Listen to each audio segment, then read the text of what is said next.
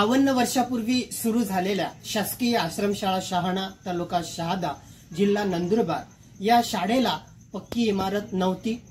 त्यामुळे या शाळेतील आमचे आदिवासी विद्यार्थी भाड्याच्या खोलीमध्ये उन्हातानात पावसात भिजत जेवत होते, शिकत होते। गेल्या अनेक वर्षापासून आमच्या बिरसा फायटरचे राज्याध्यक्ष गोपाल भंडारी सह जे आमचे बिरसा फायटरचे कार्यकर्ते आहेत ते या शाळेला इमारत व्हावी, या शाळेच्या इमारत बांधकामासाठी जागेला मंजुरी मिळावी यासाठी सातत्याने पाठपुरावा करत होते। या शाळेच्या जागेसाठी व इमारत बांधकामासाठी काम होत होतं, परंतु हे काम होऊ नये म्हणून काही पुढारी आमच्या कामामध्ये अडथळे निर्माण करत होते। होणारं काम ते होऊ देत नव्हते। श्रेयवादासाठी ते अशा पद्धतीने आडकाठी घालत होते। तरीही आम्ही बिरसा फायटर कार्यकर्ते खचलो नाही।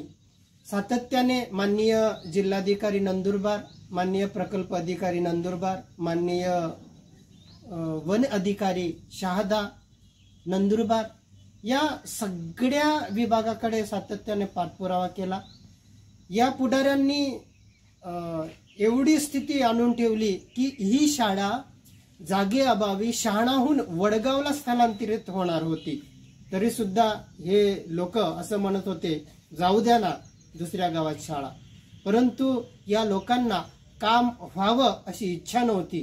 परंतु आमच्या बिरसा फायटरच्या कार्यकर्त्यांनी हार मानली नाही। सातत्याने आम्ही पाठपुरावा प्रशासनाकडे करत राहिलो, बातम्याही त्याच्या येत राहिल्या आणि एक दबाव गट प्रशासनावरती आम्ही निर्माण केला आणि अखेर या पुढाऱ्यांनाही आम्ही नमवलं आणि माननीय उपवन संरक्षक वन विभाग नंदुरबार यांनी या शाळेच्या जागेसाठी आता मंजुरी दिलेली आहे आणि शाळेची इमारत सुद्धा येथे आता लवकरच होणार आहे। म्हणून या कामासाठी ज्यांनी सहयोग केलं त्या सर्व बिरसा फायटर्स टीमचं मी मनपूर्वक अभिनंदन करतो आणि गावकऱ्यांना सुद्धा शुभेच्छा देतो। जय बिरसा।